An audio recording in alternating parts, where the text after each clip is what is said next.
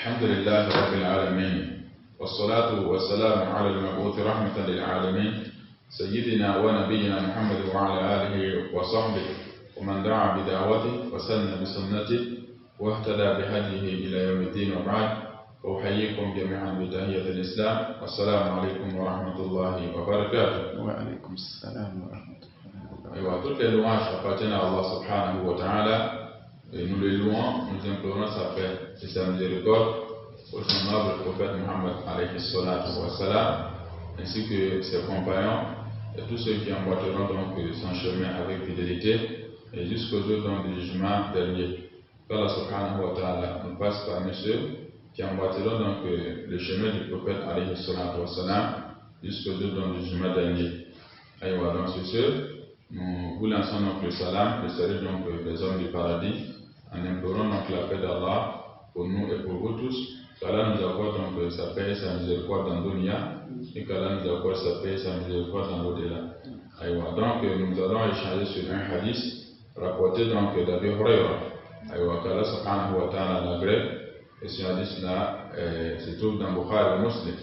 Et dans ce hadith, Abu Huraira radiallahu anhu, il dit Anna Rasulallah sallallahu alayhi wa sallam qala, que le prophète alayhi salatu wa salam il a dit Haqqul muslimi ala al-muslimi khamsun raddu as-salami wa iyadatu al-maridi wa ittiba'u al-janaizi wa ijabatu ad-da'wati wa tashmiyatu al-'atis.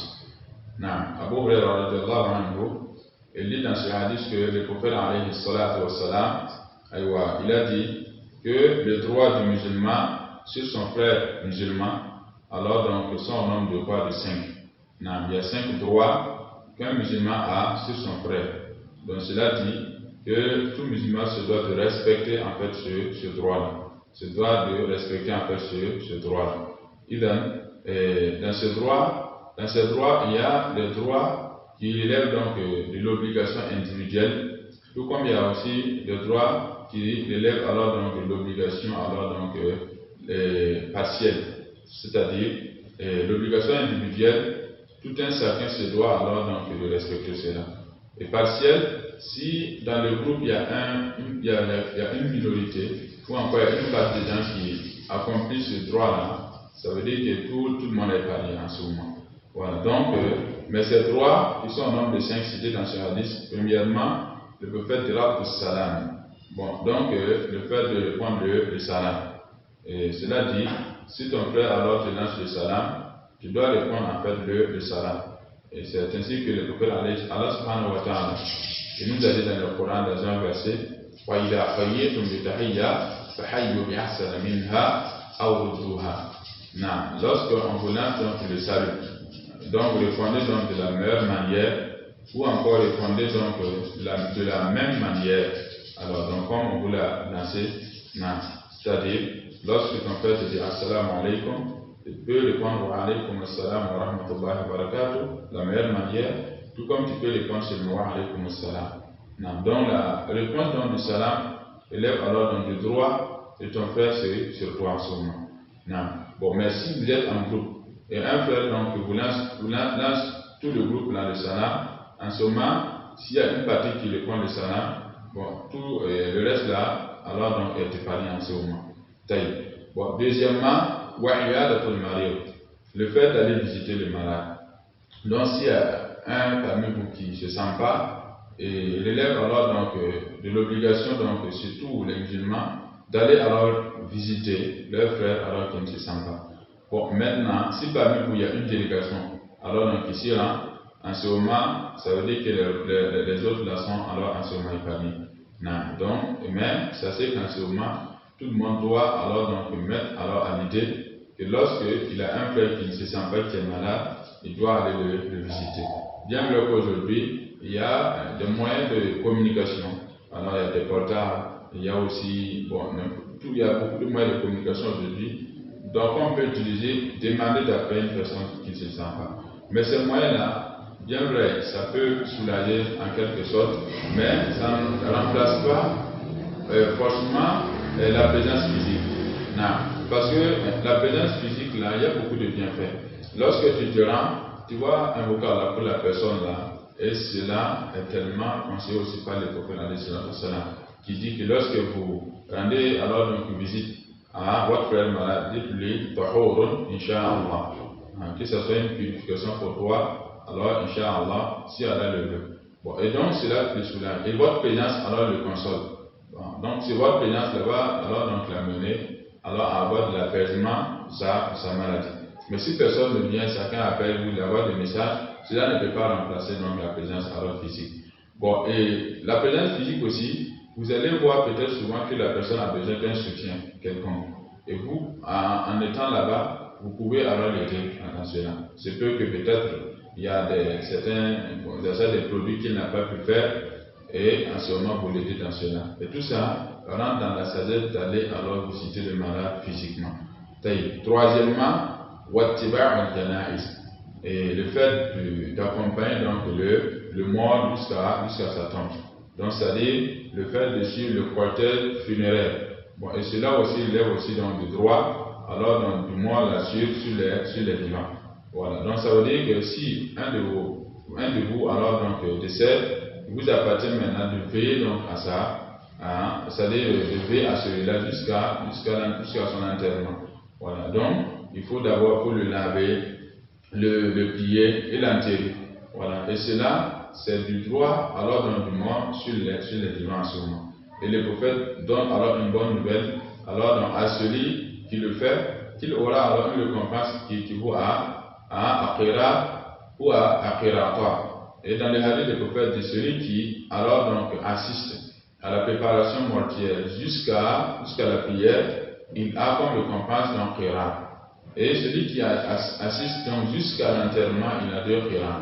Et les compagnons ont demandé que représentent donc les 2 khira.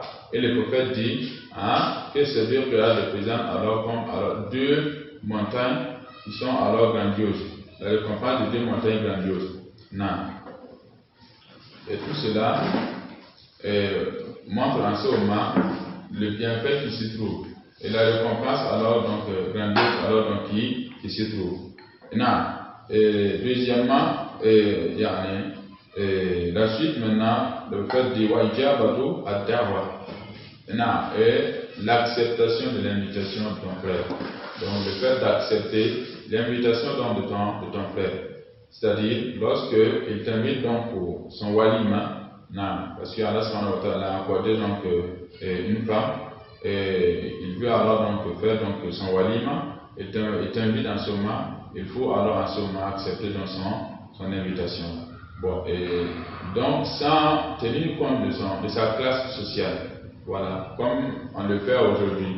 Voilà. Souvent, on prend le soin de demander est-ce que c'est quelqu'un qui a assez de moyens, est-ce que c'est quelqu'un, c'est lui, on va trouver donc à manger comme on le veut. Bon, donc, et souvent on trie. Voilà. Si c'est par exemple une personne tellement riche, voilà, on ne prend pas le temps de réfléchir, on s'y rend. Et si c'est une personne alors donc aussi de classe basse, en ce moment, on va se dire que bon, là-bas, il se peut qu'on n'ait pas notre compte, on va aller peut-être, il ne va pas nous donner grand-chose. Bon, donc là, en ce moment, on trouve essayer de ne pas y aller. Et cela aussi ne lève pas du bon comportement d'un frère envers d'un musulman envers son frère. Cela veut dire, lorsque ton frère t'invite pour son walima, et tu as le temps, et tu n'as pas de justification, voilà, il faut t'y rendre. Le fait de répondre à celui qui éternue et qui dit par exemple Alhamdulillah, tu dois alors donc le répondre en lui disant Yarhamukallah. Yarhamukallah, qu'Allah t'accorde donc la miséricorde. Yarhamukallah, qu'Allah t'accorde la miséricorde. Non, à ce moment-là, il appartient maintenant à celui qui a éternué la deuxième. Yahdikum Allah wa yuslihu ba'alakum. Qu'Allah vous guide et qu'il parfait alors donc votre vie, alors et qui vous accorde donc une meilleure fin. Non. Donc, ou encore, Yaghfirullahu li wa lakum, qu'Allah me pardonne et vous pardonne aussi. Voilà, et tout cela rentre dans ces droits-là. Donc, et ce hadith-là, c'est tout dans Bukhari wa Muslim. Bon, il y a un autre riwaya rapporté par l'imam Muslim, rahimahullah, il dit là-bas, Haqqul Muslim ala Muslim sittun. Voilà, que le droit du musulman sur son frère, son nombre de 6. Donc, au lieu de 5 cités précédemment, dans ce hadith-là, on parle de 6 droits. Ça veut dire, Et dans les 6 là, on aura encore un autre qui s'ajoute aux 5 qu'on a cités précédemment. Et dans ce hadith, le prophète dit Ida laqitahu fasallim alayhi. Lorsque tu croises ton frère, fasallim alayhi, lance le salam. Et le hadith précédent dit Asumarad du salam, la réponse du salam. Et ici on te dit, lorsque tu rencontres ton frère, même s'il n'a pas commencé à te saluer, même s'il n'a pas commencé à te lancer le salam, alors donc, tu peux le lancer le salam au premier moment. Voilà. Donc, et tout cela renforce la fraternité. Et lancer le salam au premier moment est conseillé et recommandé. Maintenant, lorsqu'on te lance le salam au premier moment, la réponse devient seulement obligatoire. Et deuxièmement, on dit et lorsqu'il t'invite, tu dois le répondre. Tu dois répondre à son invitation là. Et lorsqu'il te demande alors donc une sincérité, il faut vraiment l'accorder cette sincérité là. C'est-à-dire il te demande un bon conseil sur un sujet bien précis. Peut-être il veut se marier. Bon, et la sœur, alors donc qu'il veut alors donc se marier, tu connais la sœur, c'est une par exemple de tes élèves, ou c'est une sœur alors donc qui se trouve dans ta famille, ou peut-être c'est ta propre fille, et il veut alors des informations sur la sœur, tu ne dois pas cacher. Ou encore il veut faire un commerce, il veut alors maîtriser le domaine, il vient chez toi parce que tu l'as devancé, dans ce domaine-là, tu dois le conseiller correctement. Ou encore il veut faire un voyage, aller par exemple aller étudier dans un endroit, il ne maîtrise pas d'endroit, et tu as été dans cet endroit à un moment donné, tu dois être clair avec ton frère, tu lui expliques tout ce qui s'y trouve, afin qu'il puisse se préparer, alors pour s'y rendre. Pour tout ça, ça veut dire, lorsque ton frère vient chez toi, il veut des informations concrètes sur un sujet, et tu sais que c'est quoi le fait de l'accorder dans ces informations-là. Peut alors donc être bénéfique, il ne faut pas cacher, il ne faut pas seulement cacher.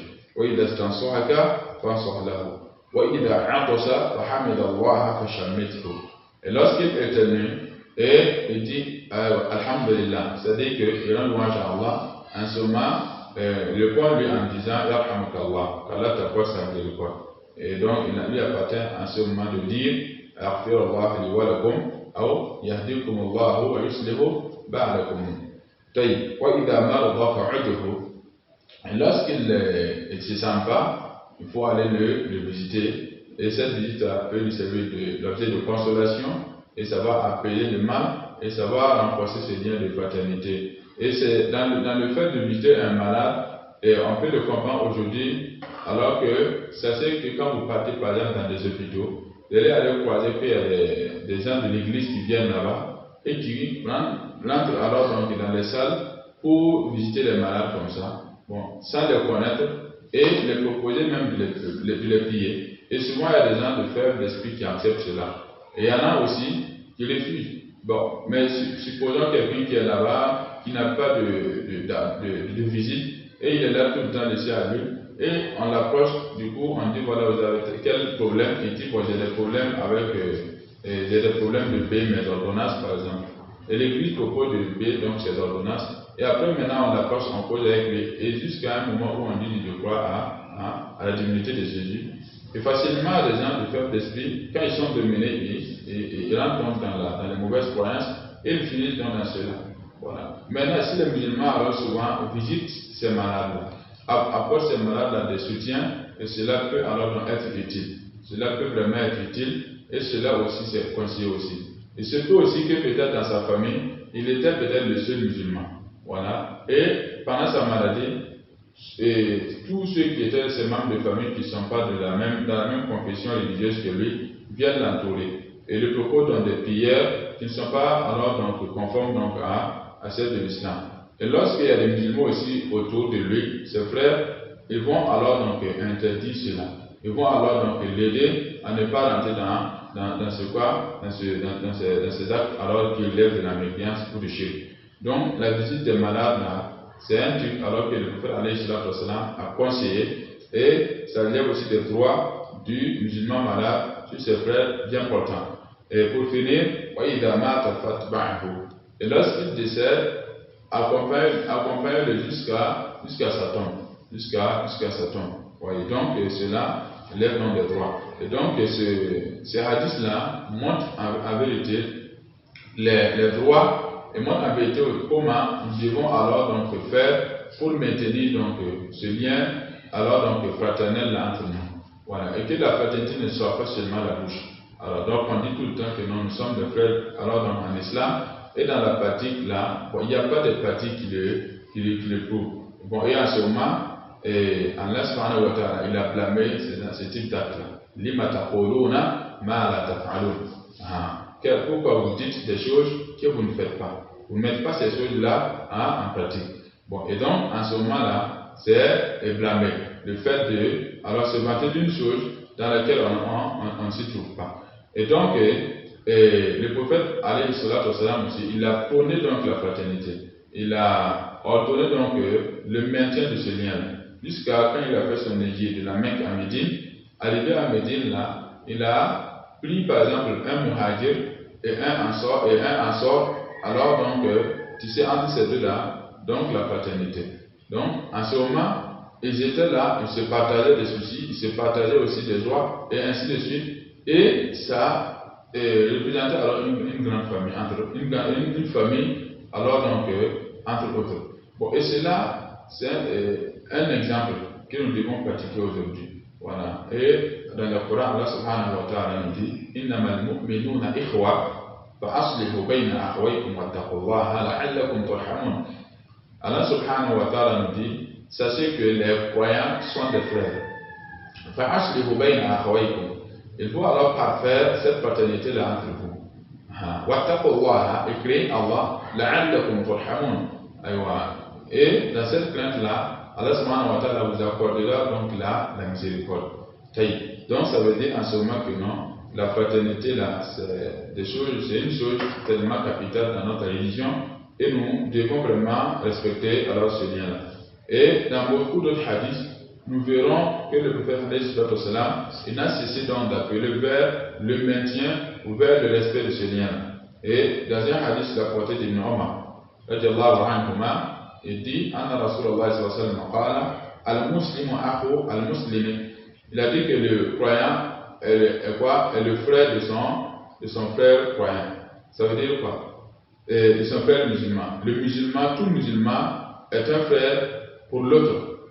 Si vous êtes tous musulmans, ça veut dire que vous êtes tous des frères. Là, en ce moment, il ne va pas le corrompre. Il ne va jamais le corrompre. Voilà, il ne va pas le livrer à ses ennemis. Il ne va jamais le livrer à ses ennemis. Il ne va pas le corrompre, que ce soit peut-être dans sa parole, que ce soit peut-être au moins dans les mu'amalat, dans le commerce comme ça, ou encore dans sa famille, ou encore dans telle ou telle tâche qu'il lui a accordé, il ne va pas en fait le corrompre. Il ne va pas aussi le livrer à ses ennemis. Bon, man kana fi hajati akhi, le fait de celui qui se trouve dans l'accomplissement donc du besoin de son frère. Non, celui alors donc qui se bat pour satisfaire son frère dans ses besoins. Allah subhanahu wa ta'ala kana Allah fi hajatihi. Allah subhanahu wa ta'ala est aussi dans l'accomplissement aussi de ses besoins. Ça veut dire Allah va accomplir lui aussi ses besoins en ce moment. Non. Et c'est pourquoi, quand vous regardez par exemple tous les hadiths qui parlent de qui nous alors donc qui prônent par exemple le respect, le maintien, la fraternité entre vous, et qui montrent alors donc la grandeur de celui qui se lève, qui marche pour vraiment mettre alors donc la joie, ou encore insérer la joie dans le cœur de son frère. Vous allez voir que beaucoup de hadiths là donnent alors de bonnes nouvelles alors donc à celui qui se bat réellement, pour insérer donc la joie dans le cœur de son frère. Voyez. Et dans un des hadiths, le prophète dit alayhi salatu wassalam, as-sa'i ala al-armalati wal miskin kal mujahid fi sabilillah. Donc celui qui marche pour alors donc satisfaire les masakin, satisfaire les vœux, c'est comme quelqu'un kal mujahid fi sabilillah. C'est comme quelqu'un qui se bat dans le chantier d'Allah subhanahu wa ta'ala. Et donc le là où le hadith dit وَحْسَبُهُ قَالَ كَالْقَائِمِ لَا يَفْطُرُ وَكَالصَّائِمِ لَا يُفْطِرُ. Que c'est comme quelqu'un qui prie incessamment, qui accomplit des prières nocturnes incessamment, ou comme quelqu'un aussi qui jeûne incessamment. Donc ça veut dire qu'il a la récompense, beaucoup de récompenses qu'Allah subhanahu wa ta'ala va l'accorder. Et Allah dit ici, le prophète alayhi salatu wasalam dit, man farraja an muslimin qurbatan min qurabi dunya, man farraja an muslimin qurbatan farraja Allahu anhu biha qurbatan min qurabi yawm al-qiyamah. Le prophète dit, wa man farraja an muslimin qurba, et celui alors qui soulage de son frère quelque chose qui alors donc pèse lourd sur lui. Quand il qurba huna, c'est comme alors donc un fardeau. Alors, il porte un fardeau lourd, alors sur lui, et tu as été savant pour alors porter ce fardeau-là de lui. Oui, il a un problème, et il cherche alors donc des solutions, et tu as trouvé une solution apaisante. Ou encore il est dans une telle difficulté, et tu as été savant pour alors donc le sortir de cette difficulté-là. Par exemple, il est là assis, sa famille, alors donc il n'y a pas de nourriture, sa famille, ses enfants sont là, il n'y a pas de quoi les payer. Alors, leur scolarité, ou encore, bon, il y a des malades dans sa famille, il n'a de quoi alors à les soigner, ou encore lui-même il ne se sent pas, et il n'a rien alors donc pour alors se soigner. Et tu as été ça va pour l'apaiser de tout cela. Tu as été ça pour apporter la joie dans sa famille. Tu as apporté donc des vivres à sa famille pour alors donc rendre la joie dans la famille. Et ou encore, tu as apporté donc et tu as inscrit ses enfants donc à l'école pour l'apaiser donc dans ce sens-là. Ou encore tu as été savoir pour soigner ses malades ou pour le soigner lui-même. Tout ça, ça veut dire que tu as été savoir pour ôter de lui un fardeau lourd. Et dans le hadith du prophète, de celui qui ôte de son frère un fardeau, Allah subhanahu wa ta'ala ôtera de lui aussi le fardeau des fardeaux du jour de la résurrection. Parce que tout le monde sait que c'est un grand jour. Et c'est un jour où chacun se cherchera. Et ce jour-là, Allah va alors donc aider celui-là qui aidait alors son frère dans le dunya. وَمَنْ سَتَرَ مُسْلِمًا سَتَرَهُ اللَّهُ يَوْمَ الْقِيَامَةِ. Et celui qui a voilé donc la nudité de son frère, c'est-à-dire celui qui a voilé la nudité de son frère, qui a été savant pour maintenir donc c'est-à-dire la dignité de son frère, qui n'a pas alors donc qui n'a pas été savant pour dévoiler donc sa nudité, qui n'a pas été savant alors donc pour c'est-à-dire gâcher donc sa dignité. Celui-là, Allah subhanahu wa ta'ala va voiler donc sa nudité le jour de la résurrection. Et cela dit, si tu trouves ton frère par exemple dans un péché, tu l'as trouvé par exemple dans un péché, tu peux le trouver dans un péché tellement grand, dans un grand péché. Soit il boit de l'alcool, soit il est là avec une fille et dans une mauvaise chose. Et quand tu le vois, il t'appartient maintenant de l'appeler et tu lui fais nasiha. Tu vas l'expliquer comme quoi tel ou tel acte sont blâmés dans la religion et tu vas alors donc cesser cela pour être sauvé dans l'au-delà. En ce moment-là, s'il le cesse, en ce moment, tu dois alors donc faire preuve du silence. Tu ne vas pas dévoiler ça au milieu des gens. Et c'est là maintenant que tu as couvert dans sa nudité. Bon, maintenant, lorsque tu dévoiles ça maintenant chez les gens, lorsque tu racontes cela maintenant aux gens, là en ce moment tu n'as pas caché dans sa dignité en ce moment. Et donc c'est pourquoi dans un hadith le prophète dit que le musulman est un miroir pour son frère. Et donc ce hadith est rapporté de Bukhari et Muslim.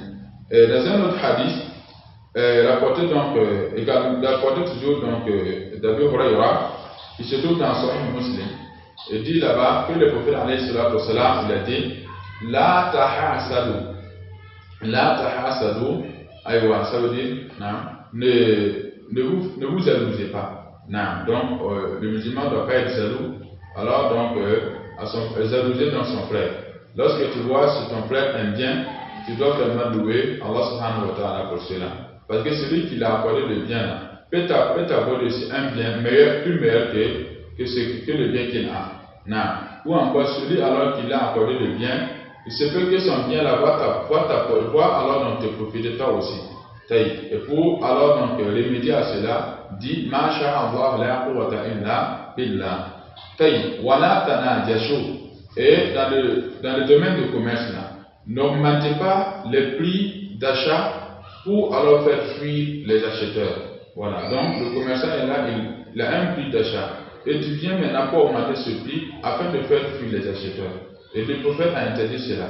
Parce que ça va créer donc la haine entre vous. Oui, et ça va créer aussi la haine entre autres. Et ça va durcir la vie aussi des gens. Et il dit aussi, voilà, tabarradu, et ne vous éclairez pas. Alors donc, il a dit, ne vous détestez pas. Ne vous détestez pas, c'est-à-dire évitez tout acte alors qui va s'aimer tu vas s'aimer vraiment donc la haine dans le cœur d'un chacun de vous. Bon, et donc cela veut dire que lorsque ton frère te fait quelque chose qui peut coûter donc alors l'énervement, qu'est-ce que tu dois faire? Tu dois le pardonner en ce moment. Et lorsque tu le pardonnes, Allah va te pardonner aussi. Bon, parce que si le mot pardon est là, c'est que les gens alors donc commettent le péché. Et si le mot laisser passer est là, c'est que ça sous-entend qu'on peut vraiment faire du mal à l'autre. Et c'est là qu'on a dit khudh al-'afwa wa'mur bil-'urfi wa'rid 'anil jahilin. Donc voilà tabaghadu wala tadabaru, et ne vous tournez pas dos. Ça veut dire ne vous abandonnez pas. Aidez-vous toujours. Et soyez donc des biens, comportez-vous de la bonne manière envers autres. De bons conseils aussi envers autres. Ne vous laissez jamais. Quel qu'en soit ce que ton frère fera, tu dois être toujours un bon conseiller. Alors tu dois toujours vouloir de lui un bien, le tirer du mal vers le bien, et ne vous abandonnez pas. Même si les gens t'abandonnent, il faut toujours les visiter. Voilà. Et à ce prix-là, tu vas gagner beaucoup de bien. Et c'est Allah subhanahu wa ta'ala qui sera aussi accepté dans la demeure de salut d'Allah subhanahu wa ta'ala. Voilà, yabi'u ba'dukum ala bay'i ba'din. Alors, donc, aucun de vous ne vend sur la vente de quoi de son frère.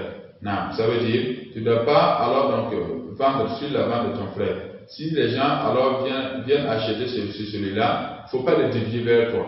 Voilà, tu sais qu'ils viennent celui-là. Tant que c'est là-bas qu'ils viennent, tant qu'il vient à son nom, il ne faut pas les dévier chez toi. Ça veut dire quoi? Pour créer donc là le bon lien de fraternité entre vous. Voilà, pour que donc à cause de la recette de l'argent, que alors la haine s'installe entre vous. Hakada. Il dit encore, وَكُونُوا عِبَادَ اللَّهِ إِخْوَانًا, et soyez donc des serviteurs d'Allah qui sont des frères. Ça veut dire des frères réels, des frères qui s'aiment pour Allah subhanahu wa ta'ala. Al-Muslimu akhu al-Muslimi, le frère, le musulman est un frère pour l'autre. Il est un frère pour l'autre. Donc pour cela, la yadlimuhu, il ne va pas le corrompre. Wala yaqiruhu, il ne va pas alors donc l'humilier. Wala yakhuduluhu, il ne va pas l'avilir. Ça veut dire qu'il ne va pas l'humilier, il ne va pas l'avilir, il ne va pas alors donc l'honnir, il va cesser tout cela, il va toujours donc parler de lui du bien. S'il voit de lui un mal, il va tenter de réparer ce mal-là. Il va tenter de réparer ce mal-là. Et quand on parle de cela, ceux dont cela doit beaucoup plus profiter, c'est ceux-là qui prêchent, alors qui appellent les gens à Allah subhanahu wa ta'ala. Et il n'y a pas celui dans ce monde-là qui est parfait. Et lorsque vous voyez par exemple que celui-là, il y a des erreurs dans ces appels-là, il faut vraiment aller vers lui, vraiment l'éclaircir. Ou encore, si vous voyez par exemple il y a quelqu'un qui a des manquements dans ses tâches, c'est mieux de l'éclaircir cela, afin de pouvoir donc le tirer du bien vers le mal. Et lorsqu'il refuse cela maintenant, il veut maintenant gâcher, c'est-à-dire appeler les gens vers le faux, et divulguer maintenant le mal, divulguer maintenant le faux maintenant. C'est là que vous devez être maintenant capable de dire aux gens, un tel appelle vers le faux, un tel appelle vers le mal, un tel appelle vers l'égarement. C'est vous donc de l'écouter, et c'est là que vous allez faire vraiment une tâche noble. Et donc, voilà, et le fait dit, la crainte se trouve dans le cœur. Il a indiqué le cœur 3 fois en disant la crainte se trouve dans le cœur. C'est-à-dire, lorsque le frère ou encore le musulman, il a la crainte dans son cœur, ça va l'aider vraiment à savoir respecter le droit d'Allah, de même le droit de ses semblables. Il dit que non, un mal suffit, l'homme suffit d'être dans le mal tant qu'il avilit son frère musulman. Tant qu'il humilie son frère musulman, ça veut dire qu'il ne cesse d'être dans le mal tant qu'il se trouve dans cet état, alors donc, dans cet état dont Allah subhanahu wa ta'ala interdit. Dans cet état qui est mauvais, le fait de rabaisser ses frères, le fait d'humilier ses frères, le fait de les honner. Al-Muslimu, on dit كل المسلم حرام دمه وماله وحده. Chaque musulman, il est interdit, il est illicite, alors donc de faire quoi? D'infuser donc son sang pour c'est-à-dire tu peux être sabab pour alors donc verser son sang dans l'injustice. C'est-à-dire si c'est lui alors qui a causé donc cela, il a tué quelqu'un d'autre, on va le tuer, ou encore il a blessé quelqu'un d'autre, on va le blesser en retour, et cela, on fait ça dans le juste milieu, dans la pratique de la charia. Bon, sinon, alors donc, verser le sang de son frère, ou tuer son frère, cela interdit carrément, ça relève aussi de l'injustice.